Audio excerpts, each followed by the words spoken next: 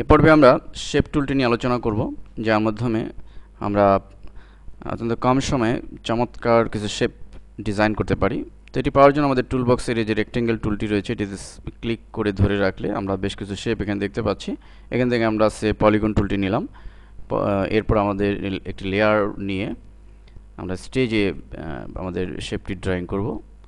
এখানে পলিগনটি ড্রয়িং করার সাথে সাথে আমরা দেখতে পাচ্ছি একটি পলিগন ক্রিয়েট হয়েছে। এরপর আমাদের এখানে মুভ টুলটি সিলেক্ট করে আমাদের যে কাজটি করতে হবে তা হচ্ছে লেয়ার প্যালেটের এখানে যে শেপ লেখাটি রয়েছে, এতে মাউসের ডান বাটন চেপে আমাদের রাস্টারাইজ লেয়ার ক্লিক করতে হবে। তাহলে আমাদের এই শেপটি একটি লেয়ারে পরিণত হলো। ফলে আমাদের যে কোনো ধরনের ইফেক্ট এবং এটিকে আমরা যে কোনো এডিটিং মডিফাই করতে পারবো। এই শেপগুলো ছাড়াও যদি আমরা আরও অধিক শেপ ডিজাইন পেতে চাই, তাহলে আমাদের নিচে যে কাস্টম শেপ রয়েছে এটিকে ক্লিক করে আমরা করলেই আমরা উপরে একটি অপশন বার দেখতে পাবো। এখান থেকে আমরা এই শেপ অপশনে ক্লিক করে যে কোনো শেপ আমরা এখানে পেতে পারি। আমরা এখান থেকে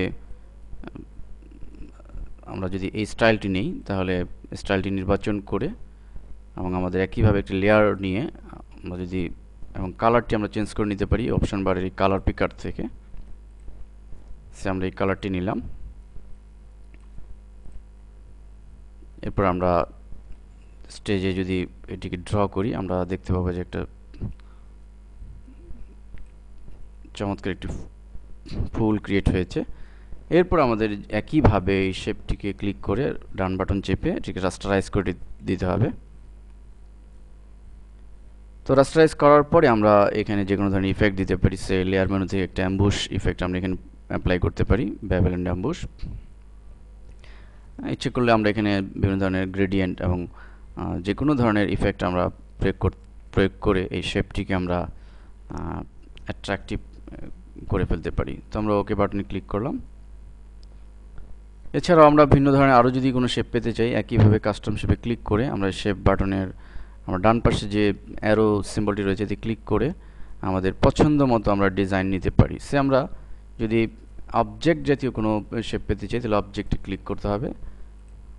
তো অবজেক্টে ক্লিক করলে আমরা অবজেক্ট সংক্রান্ত যে সমস্ত জিনিস রয়েছে এগুলো আমরা এখানে পাবো। এখান থেকে আমরা একইভাবে আমরা এগুলো ক্রিয়েট করতে পারবো। একইভাবে আমরা যদি অর্নামেন্টস জাতীয় কিছু পেতে চাই, তো অর্নামেন্টসে ক্লিক করলে আমাদের অর্নামেন্টসের শেপগুলো এখানে চলে আসবে। এই বাটনের অল সিলেক্ট করলে আমাদের এই শেপের যতগুলো শেপ রয়েছে সবগুলো শেপ আমরা এখানে পাবো, যার মাধ্যমে আমরা যে কোনো পছন্দনীয় শেপ আমরা এখানে ক্রিয়েট করতে পারি।